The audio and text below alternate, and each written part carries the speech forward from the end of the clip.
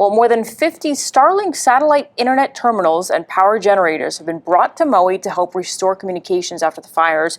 It's thanks to a collaborative effort between Pacific Impact Zone, SMX, and the Maui Tech Hui.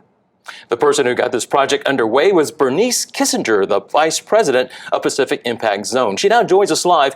Hey, Bernice, thank you so much for your time. So just explain, how were you able to make this happen? Oh, really wanted to thank you for this opportunity and to really emphasize that this was all the Maui team. We call it the Maui Tech Hui, but it's really a collection of a number of individuals, many individuals, that included the Maui Economic Development Board for intensive labor coordinating this, and we'll get into how that worked via Darren Yoshimoto. We had a really expansive team, Alpha Construction Company and Mahipono, privateer, along with Space Force that donated their logistics center, and SMX for donating 18 Starlinks.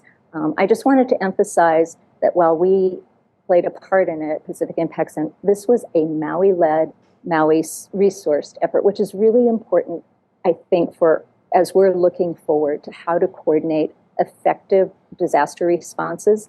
This wouldn't have worked if an Oahu-based group, or non-Maui-based group of any kind, just dropped Starlinks on Maui. So this really, I was very impressed by how quickly, in the midst of this disaster, Privateer Space, for example, it's a Maui-based company, donated not only their 2 Starlinks, but they deployed them on their trucks. Mahipono, and Alpha Construction. This is one of those civilian first responder groups. They are a construction company, but they brought their heavy equipment support. They ran convoys, 20 to 40 trucks multiple times a day, and provided logistics support like refueling and resupplying.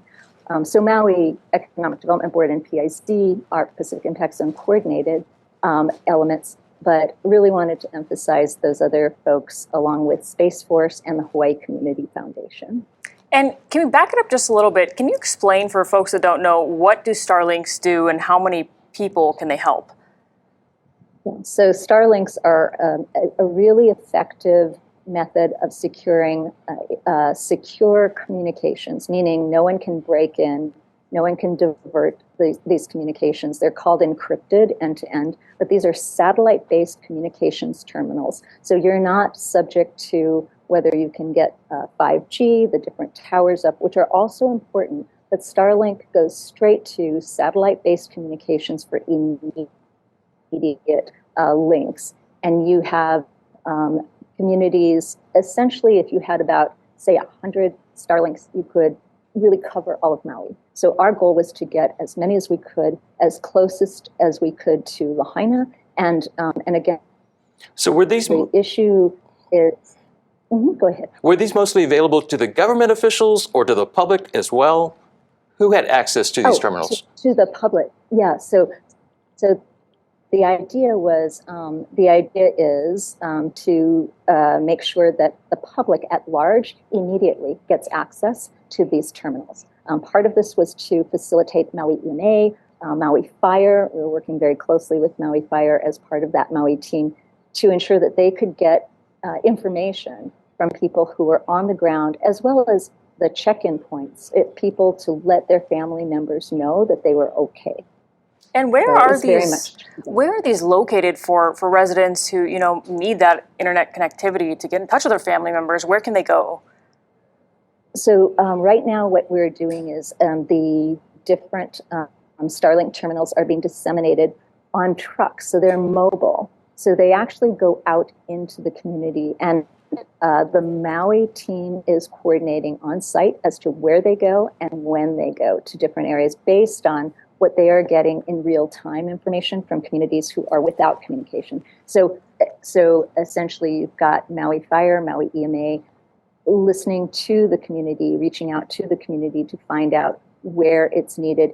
And frankly, now we actually have Space Force on Maui, for example, who volunteered their logistics center that is tracking all of this, helped to disseminate 500 Starlinks that went to various organizations and sent their own Starlinks while volunteering at these different locations on both personal and authorized time. So you've got mobile units. So I can't tell you at this moment, this is where they are. But with 500, it's a very high coverage of Lahaina Maui that we're lacking.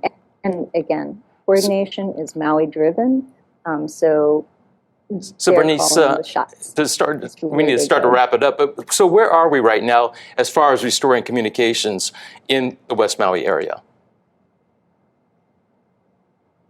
So again, from my perspective, I'm just focused on that immediate response, which was to get, we started out with 16, now we're up to 500 Starlinks out to cover Lahaina and to cover West Maui. But really, the actual how many people are up on communications, I'm going to leave that, frankly, to the Maui EMA and to the Maui Economic Development Board team, because they are on the ground. They know this, like no Oahu person could know this. And we're just very grateful that the Maui team is so resilient that they're managing it. And that's not a lot of detailed information from my part, I understand, but I think our takeaway from this was nonprofits, for-profits, government, working together with Maui in the lead is really the way to approach this effort. Yeah, you folks are doing really important work, so thanks for everything you're doing. And thanks for stopping by. We really appreciate you taking the time to talk to us. Bernice Kissinger, Vice President of Pacific Impact Zone. Aloha. Thank you all. Aloha. Thank you.